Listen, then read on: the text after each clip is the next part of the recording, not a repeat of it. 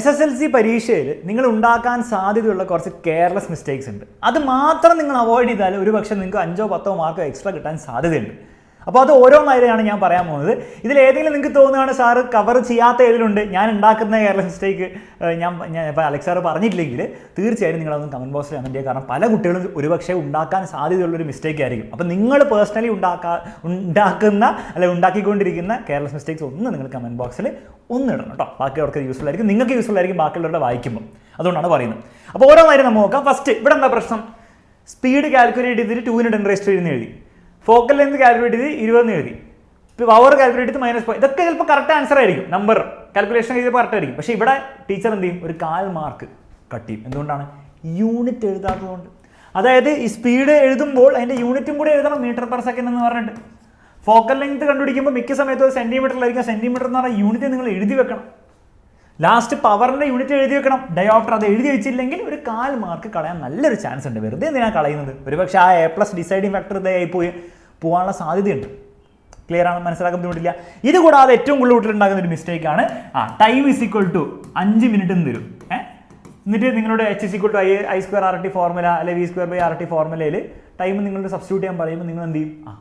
നിങ്ങൾ നേരെ ഇട്ട് കൊടുക്കും. H I²RTയിൽ നിങ്ങൾ നേരെ ടൈമിന് വരെ 5 ഇട്ട് കൊടുക്കും. തെറ്റല്ലേ? തെറ്റാണ്. അപ്പോൾ ആ ഒരു കെയർലെസ് മിസ്റ്റേക്സ് ഒരു കാരണവശാലും വരുത്തരുത്. മിനിറ്റിന് എപ്പോഴും സെക്കൻഡ്സിലേക്ക് കൺവേർട്ട് ചെയ്യണം. എന്താ ചെയ്യേണ്ടത്? നിങ്ങൾ T എന്ന് പറഞ്ഞാൽ 5 മിനിറ്റാണ്, സെക്കൻഡ്സിലേക്ക് ആക്കാൻ 60 കൊണ്ട് മൾട്ടിപ്ലൈ ചെയ്യുക. 5 × 6 30, ഇതൊരു 0 കൂടെ മാർക്കരുത്, 300 സെക്കൻഡ്. ഈ 300 നിങ്ങൾ ഇവിടെ ഇട്ട് കൊടുക്കേണ്ടത്. ശ്രദ്ധിക്കണം. ഇനി ഒരു പ്രാവശ്യം പരീക്ഷയിൽ നേരെ തിരിച്ചും ചോദിച്ചിട്ടുണ്ട്. അവർ ടൈം പറഞ്ഞാൽ എന്താണ്? അവർ ടൈം പറഞ്ഞാൽ 5 സെക്കൻഡ് തന്നെ പറഞ്ഞു. ടൈം 5 സെക്കൻഡ് എന്ന് പറഞ്ഞു.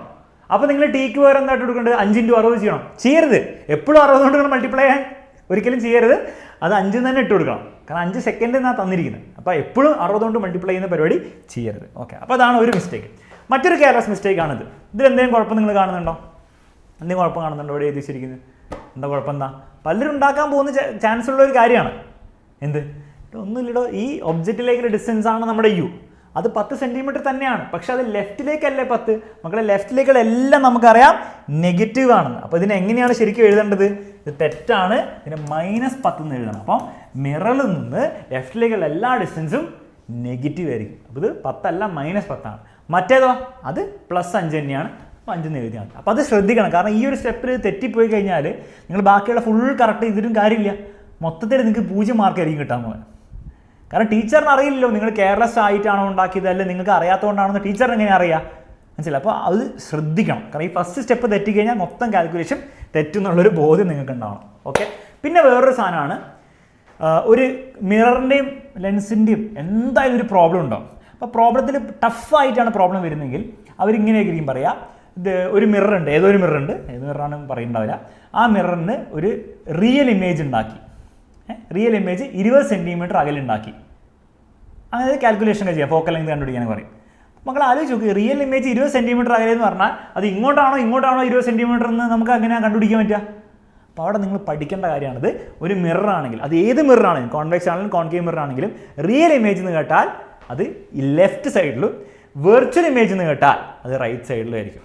എപ്പോഴും റിയൽ എന്ന് പറയണമെന്നില്ല. ചിലപ്പോൾ ഇങ്ങനെ പറയാം, സ്ക്രീനിൽ ഒരു ഇമേജ് കിട്ടിയെന്ന് പറയും.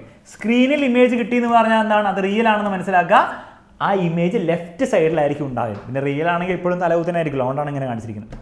അപ്പോൾ സാർ ഇത് പറഞ്ഞതുകൊണ്ട് എന്താണ് ഇപ്പോൾ വ്യത്യാസം? 20 സെൻറ്റിമീറ്റർ ഇപ്പോൾ 20 സെൻറ്റിമീറ്റർ ആയിരിക്കില്ലേ? അല്ല, റിയൽ ആണെന്ന് അവർ പറഞ്ഞിട്ടുണ്ടെങ്കിൽ ഇത് 20 സെൻറ്റിമീറ്റർ ആയിരിക്കും. പക്ഷെ നിങ്ങൾ ഇമേജ് ഡിസ്റ്റൻസ് V എഴുതുമ്പോൾ അത് -20 ആയി. മനസ്സിലായില്ലേ? അത് സ്ക്രീനിൽ കിട്ടിയില്ല, അല്ലെ വെർച്വൽ ആണെന്ന് പറഞ്ഞാൽ അത് 20 സെൻറ്റിമീറ്റർ ആയിരിക്കും ചിലപ്പോൾ തരുന്നത്. പക്ഷേ അപ്പോൾ V എത്രയാണ്? അത് വെറും 20 ആക്കണം. അത് റൈറ്റ് സൈഡിലേക്കുള്ള ഡിസ്റ്റൻസ്. അപ്പോൾ മൊത്തം കാൽക്കുലേഷൻ തെറ്റും. അപ്പം ഏത് മിററിൻ്റെ കേസിലും അവർ പറയാണ് റിയൽ ഇമേജ് കിട്ടി, അല്ലെങ്കിൽ ഒരു സ്ക്രീനിൽ ഇമേജ് കിട്ടി എന്ന് പറഞ്ഞാൽ ഇമേജ് ലെഫ്റ്റ് സൈഡിലായിരിക്കും. മനസ്സിലായല്ലോ? അപ്പോൾ V എന്താവും? ഇമേജ് ഡിസ്റ്റൻസ് നെഗറ്റീവ് ആയിരിക്കും. ലെൻസിൽ നേരെ തിരിച്ചാലോചിച്ചാൽ മതി. ലെൻസിൽ റിയൽ ഇമേജ് അഥവാ സ്ക്രീനിൽ കിട്ടുന്ന ഇമേജ് എന്ന് പറഞ്ഞാൽ അത് റൈറ്റ് സൈഡിലായിരിക്കും ഉണ്ടാവുക. ഏത് ലെൻസ് ആണെങ്കിലും, കോൺവെക്സ് ആണെങ്കിലും കോൺകേവ് ആണെങ്കിലും. മറ്റേത് വെർച്വൽ ആണ്, ലെഫ്റ്റിലായിരിക്കും ഉണ്ടാവുക. വെർച്വൽ ആണെങ്കിൽ വെർച്വൽ എന്ന് അവർ പറയും, അല്ലെങ്കിൽ സ്ക്രീനിൽ കിട്ടിയില്ല എന്ന് പറയും. റിയൽ ആണെങ്കിൽ റിയൽ എന്ന് പറയണമെന്നില്ല, സ്ക്രീനിൽ കിട്ടി എന്നൊക്കെ ആയിരിക്കും പറയാം.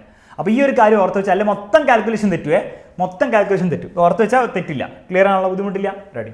പിന്നെ മറ്റൊരു കാര്യമാണ് ഇത്. ഈ ഇവിടെ ഒരു ഒബ്ജക്റ്റ് വെച്ചു, എന്നിട്ട് ray diagram, copy the diagram and complete the ray diagram എന്നൊക്കെ പറയും. എന്തായാലും ഒരു ചോദ്യം ഉണ്ടാവും. ഇത് പക്ഷെ അങ്ങനെ ചെയ്യുമ്പോൾ ഇതിലെന്താ കുഴപ്പം? എന്താ ഇത് കാണുന്നത് എന്തെങ്കിലും കുഴപ്പം തോന്നുന്നുണ്ടോ? ഇവിടെ നോക്ക്, ഇവിടെ ഒരു പോളുണ്ട്. പോളല്ല, ശരിക്കും ഒപ്റ്റിക് സെൻ്ററാണ്, പി എന്നാണ് നമ്മൾ കാണിക്കാന്നുള്ളൂ. ഈ ഗ്യാപ്പൊക്കെ നോക്കിക്കേ, ഓരോ പോലെയല്ലേ? അങ്ങനെ വെച്ച് നിങ്ങൾ വരച്ചാൽ നിങ്ങൾക്ക് വട്ട 0 മാർക്കായിരിക്കും കിട്ടുക.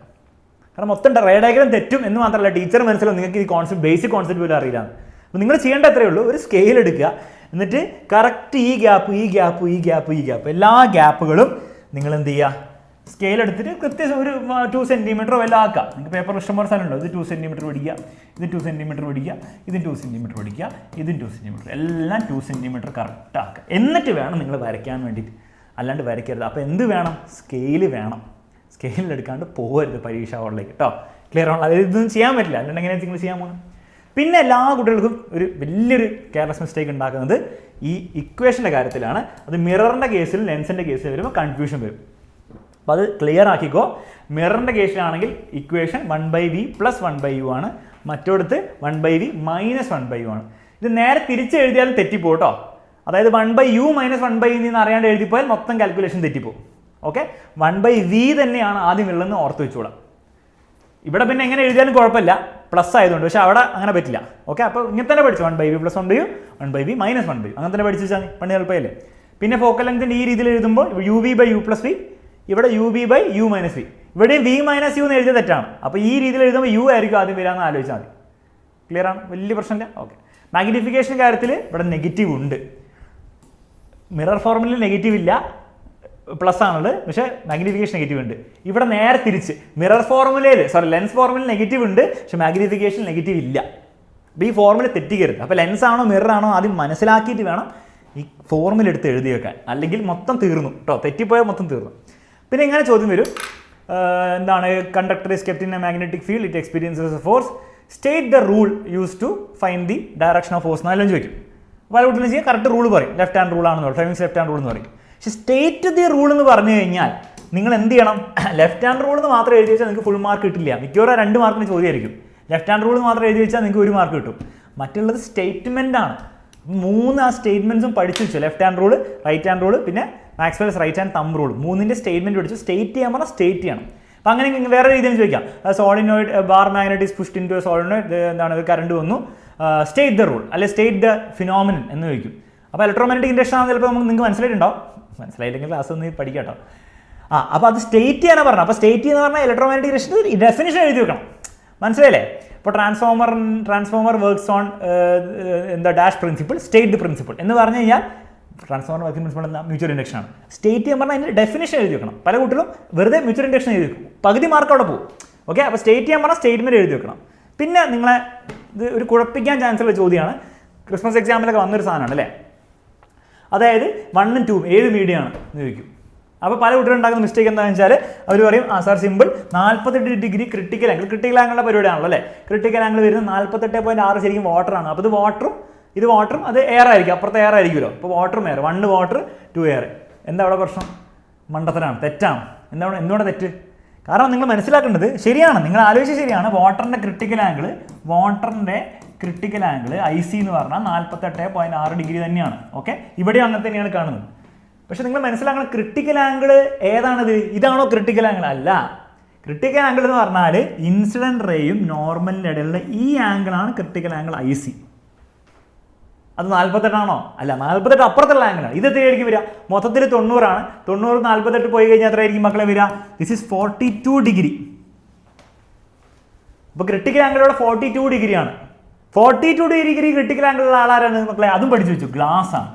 ഗ്ലാസ് ആണ് 42 ഡിഗ്രി ക്രിട്ടിക്കൽ ആംഗിളുള്ള സാധനം. അപ്പോൾ ആൻസർ എന്താണ്? ആൻസർ 1 എന്ന് പറഞ്ഞ മീഡിയം ഗ്ലാസും മറ്റേത് എയറും ആയിരിക്കും ഉണ്ടാവുക. ഇതൊരു പലരും ഉണ്ടാക്കാൻ സാധ്യതയുള്ളൊരു മിസ്റ്റേക്കാണ്. ഇത് വന്നു കഴിഞ്ഞാലേ വരുള്ളൂ കേട്ടോ. മറ്റേ യൂണിറ്റ്സ് ഒക്കെ എന്തായാലും വരും. അപ്പോൾ അത് മണ്ടത്തരം കാണിക്കരുത്. പിന്നെ സ്കെയിലും എടുത്തു പോവുക. ഓക്കെ, ഇത്ര ഞാൻ ശ്രദ്ധിച്ചപ്പോൾ ഞാൻ പല കുട്ടികളും ചെയ്യുന്ന കണ്ട മിസ്റ്റേക്സ് ആണിത്. ഇനി ഇത് കൂടാതെ നിങ്ങൾ തന്നെ നിങ്ങളുടെ രീതിയിൽ ഗവേഷണം ചെയ്തുകൊണ്ടാക്കിയ എന്തെങ്കിലും കെയർലെസ് മിസ്റ്റേക്സ് ഉണ്ടെങ്കിൽ തീർച്ചയായും കമൻറ്റ് ബോക്സിൽ കമൻറ്റ് ചെയ്യുക. ഇത് ബാക്കിയുള്ളവർക്കും നിങ്ങൾക്കും എല്ലാവർക്കും യൂസ്ഫുൾ ആയിരിക്കും. ഓക്കെ, ഈ വീഡിയോയിൽ പറഞ്ഞ കാര്യങ്ങൾ യൂസ്ഫുൾ ആയെങ്കിൽ തീർച്ചയായിട്ടും അതും കമൻറ്റ് ബോക്സിൽ കമൻറ്റ് ചെയ്യുക. നമുക്ക് മറ്റൊരു വീഡിയോയിൽ വീണ്ടും കാണാം. By and take